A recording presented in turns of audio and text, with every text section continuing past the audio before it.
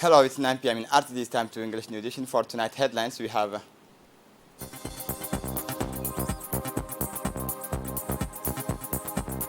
the training on the surveillance of preventable disease.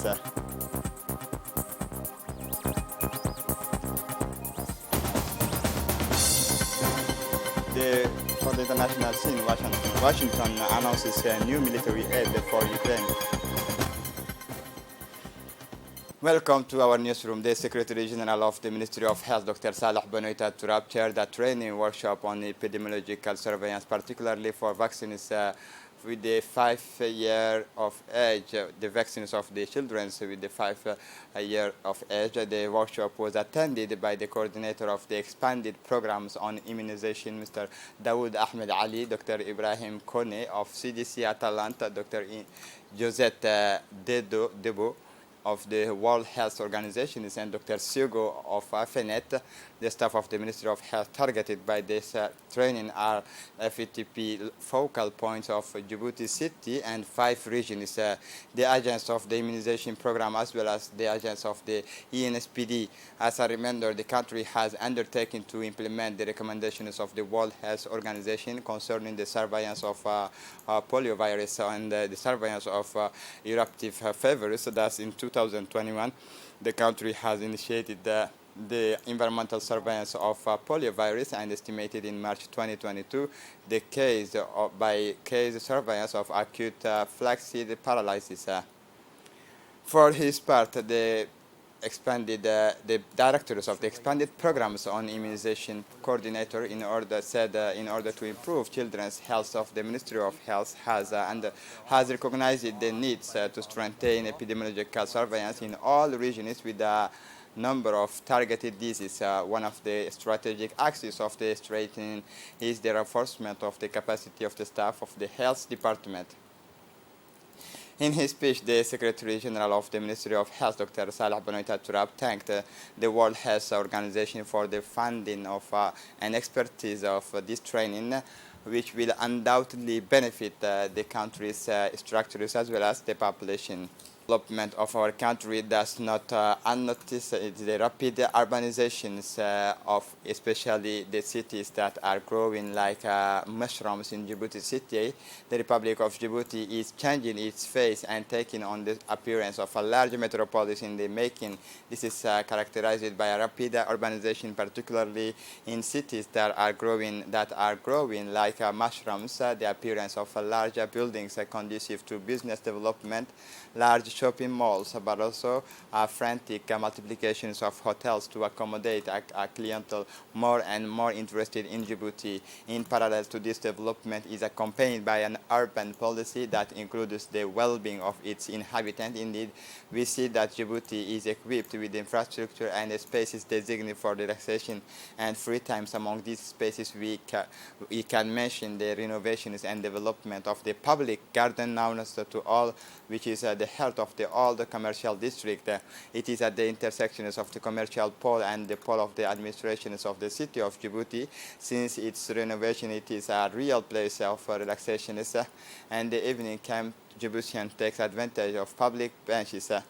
That is added the Park Roma, near real children's gardens near the popular district, and the list of the big park of Djibouti located at the entrance of the Hambuli Bridge, a large space fitted out. The relaxation is sport and playground for children.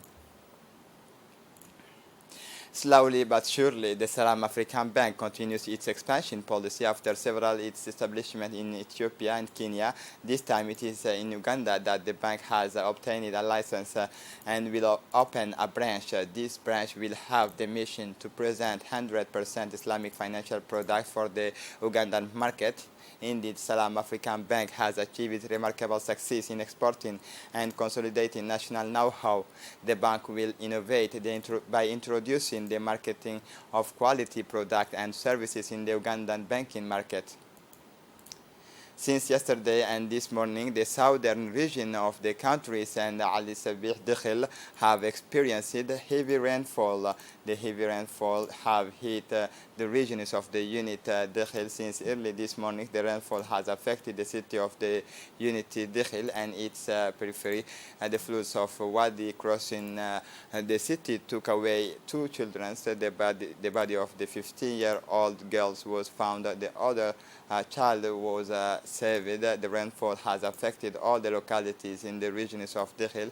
Despite the victims and the material damage, the prefect of the Dakhil region, Adan Duran Musa, while presenting his condolences to the families of the victims, informs that the traffic is disrupted because of the flooding of wadis and on different parts of the corridors, and calls to this effect the drivers of truck and other users of the road number 1, National Road 1, not to venture into the flooded wadis. Also, parents and local guardians are asked to remain vigilant and ensure that children cannot go into the wadi beds for any reasons. Despite the victims and minor damage, the arrivals of this rain is a boon for the populations of the unit region. Thanks to this rainfall, the grass will grow again, and the food of the livestock will be improved, and the access to waters will be facilitated for the families who have been facing the drought for several months. In Ali Sabih, intermittent waterfall have been persistent since 2 a.m. Rainfall, not windy, but which caused the floodings of all wadis and the flow of natural water streams. And indeed, the Toyota hardtop car belonging to the cat importers of the Sojik of Dakhil city was swept away by floodings and wadi between the rural borders locality of Galilei and the capital Ali Sabil. Despite the help of the elements of the armed forces and BS inter-army battalions of Ali Sabil, the drivers of the car was swept away by the virulent current of the flooding wadi. Unfortunately, the death of the drivers was deplored, but the rest of the passengers were rescued by the soldiers. They got out unhurt.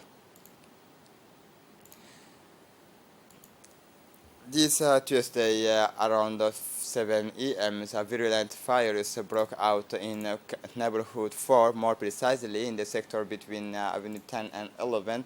However, not far from the headquarters of the civil protection, known on 16 houses which compose the sectors could be spared. Indeed, the fire, fanned by the winds of Hamsin to destroy everything in its path, immediately alerted through the the barracks of the Farah had and central barracks of the civil protection were dispatched to the site. After struggling for almost 2 hours against the fire, firefighters managed to fix and control the fires around 9 a.m. The inhabitants of these old neighborhoods remain in shock, as is in the case of Mr. Mahmoud Hussein Absiye, also known as Kursiyo, who came from one of the indigenous families of this neighborhood. And Mahmoud has lost almost everything. Furniture and home furniture all went up in smoke, awakening in the cities.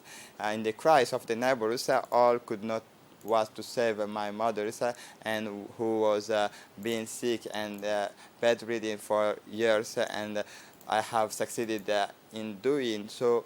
Now I am here to save what can still be saved. I am talking about identity papers and other belongings, he said. For his part, the sub-prefect of the first district of the capital came to support his compatriot in these very difficult times and indicate that the central administration will spare no effort to help the prevention, especially in this period of Hamsin. The Ali Sabih region council has hosted this morning, Monday, August 8, 2022, a workshop to present the results of the concretions of the implementation plan and expressions of the interests of the formations and the clusters. This project, funded by USAID, is implemented by the Kazan company. The workshop was attended by the Deputy Prefect of Ali Sabih region, Mohammed Hamad Abbas, the President of the Regional Council, Sharmaki Hassan Alale. In the Djibouti 2035 vision, citizens' participation remains are essential elements in the prospect and the strengthening of the provisions of services to the population. USAID is the financial partners of the several projects in Djibouti.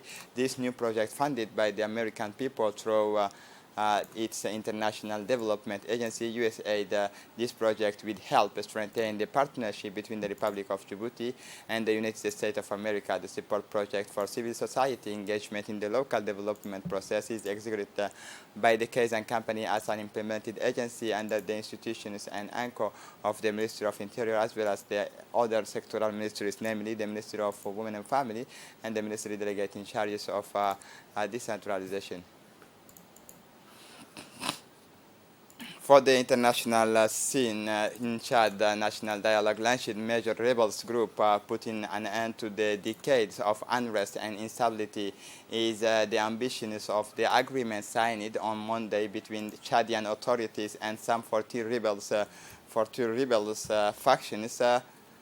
This agreement was validated in OFA, Qatar, and 5 months of negotiations under the auspices of the Emirates. It is intended to pave the way of a national peace dialogue to be held in Jamina, August 10, a key moment for the Chadian people, while UN Chief Antonio Guterres held a key moment for the Chadian people. The agreement suffers from the absence of 2 of the country's main rebel groups who refused to take part, among them the Front for Change and Concord in Chad, a group that was behind the attack in April 2021 that killed Marshal Idriss Deby, who had ruled the countries with an iron fist for 13 years. Since then, his son Mohammed Idris Deby Itno has taken over at the head of the military junta. To the rebels leaders who signed the agreement, the government is offering a ceasefire and security guarantee. The national dialogue of the N'Djamena should lead to the organization of a presidential election scheduled for October. General Mohammed Idris Deby Itno has left it unclear whether the elections will be postponed for 18 months, but Paris, the African Union, and the European Union are pushing for him to leave this deadline until the Chad are members of the GS5 Sahel is considered a key partners in the anti-jihadist struggles of the West, starting with France in Central and West Africa. The bombing of Zaporizhia nuclear power plant suicidal attacks, according to the UN. The UN Secretary General described it yesterday, Monday, 8 August, as suicidal and any attack of nuclear power plants, and called for a half to military operations around the Zaporizhia nuclear power plant in Ukraine, so that the International Atomic Energy Agency can access it. Any attacks on nuclear power plant is a suicidal thing, Antonio Guterres said in the press conference in Tokyo. I hope that these attacks will end. At the same time, I hope that the International Agency for Atomic Energy will be able to access the Zaporizhia power plant, the largest in Europe. The scene since Friday of bombing that the Russian and Ukrainian belligerents have accused each other, he added. For a week, the UN Secretary General has not ceased to worry about the nuclear risks on humanity, which is only a misunderstanding and error of judgment and nuclear analysis. He had warned August 1st in a speech in New York on August 6th on the 77th anniversary of the atomic bombings of Hiroshima. He said that humanity was playing with the loaded guns in the context of the current crisis with the nuclear overton bombed twice in 24 hours. The site of the Ukrainian nuclear power plant of Zaporizhia, the largest in Europe, was bombed for second time in just over 24 hours this weekend, after the previous bombing of the Fridays on these facilities located in the southern Ukraine and fell in early March to Russian soldiers. The two belligerents have attacked. The war in Ukraine, Washington announces $1 billion in new military aid. The Pentagon on Mondays announces $1 billion aid in new military aid to Ukraine, including additional missile of U.S. HIMARS precision artillery system. The new aid package also includes additional short and medium-range missiles for NASAM's air defense system, as well as Javelin anti-tank missiles. The U.S. Defense Department said in a statement Kyiv will also receive 75,000 millimeter shells attached with the Western artillery systems with the Ukrainian forces are now equipped and about 50 armored medical vehicles. These are critical capabilities to help the Ukrainian push back the Russian offensive in the east and adapt to ongoing development in the south and elsewhere. Pentagon number 3 Colin Carlin told reporters referring to the counter-offensives launched by Kiev in the Kherson region of the south. Karl, Assistant Secretary of the Defense for Policy, declined to say how many precision missiles for the HIMARS were included in the new tranches of aid to Kiev. He noted, however, that the Ukrainian military has received hundreds in recent weeks. The new aid brings the total amount of U.S. military assistance to Ukraine since Joe Biden took office to $9.8 billion.